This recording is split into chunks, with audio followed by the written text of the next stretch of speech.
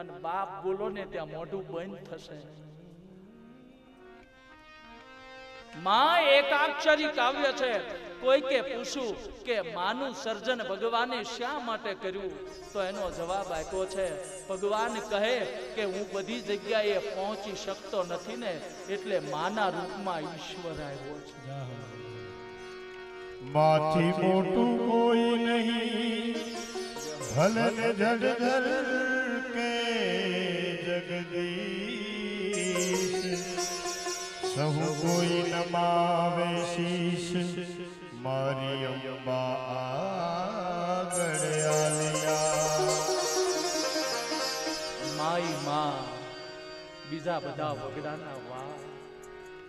માં બોલો ને ત્યાં મમતાની મૂર્તિ પ્રગટ થાય છે. 80 વર્ષની ઉંમર હોય ને તોય માં બોલો ને એટલે તમારી માં યાદ આવે છે. હરિને નો મળી માહી માં,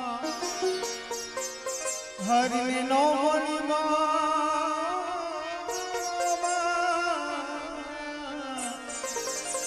કે જે પરમેશ્વર પશુ થયા, ઈ જાયો નંદતનો કેવાનો કાગરા, ઈ જાયો નંદતનો કેવાનો કાયમ કાગરા. માં છે એ એકાક્ષરી કાવ્ય છે. માં છે એ બાળપણનો આનંદ છે. માં છે એ મોટપની મજા છે. અને માં એ વાત્સલ્યતાની મૂર્તિ છે. માના માટે તો ઘણા બધા ઇતિહાસો લખાણા. માના માટે તો શબ્દો ટૂંકા પડે ને એવું માનું સર્જન છે.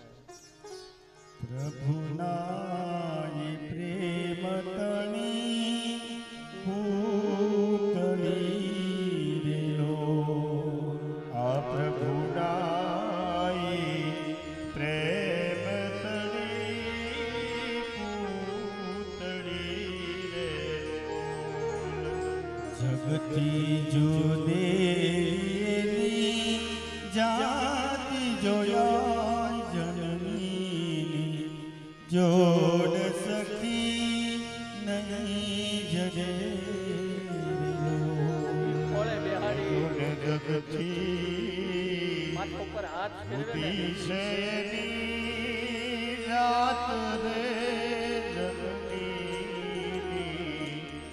આ જોડ સખી નહીં જડે. માં છે ને જે હિમાલયની ગોદમાં સુખ મળતું નથી ને એ સુખ માની ગોદમાં મળે છે. યાદ રાખજો. અને એમાંય લગ્ન થયેલી જે દીકરીઓ છે એ જોજો પિયરિયામાં આવે અને માના ખોળામાં ઈ માથું મૂકે ને ત્યારે મને એવું લાગે છે કે ઈ બધો જેટલો સાસરિયામાં ભાર લાગ્યો હોય ને ઈ બધો ભાર એનો હળવો થઈ જાય.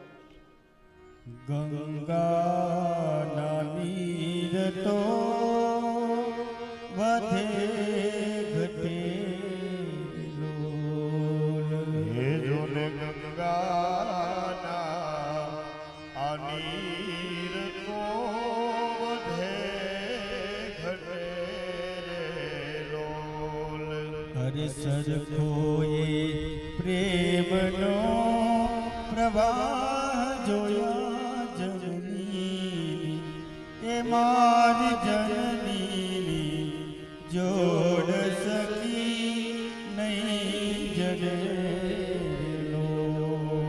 આ હરખો માનો પ્રેમનો પ્રવાહ જો આ જનની, આ જો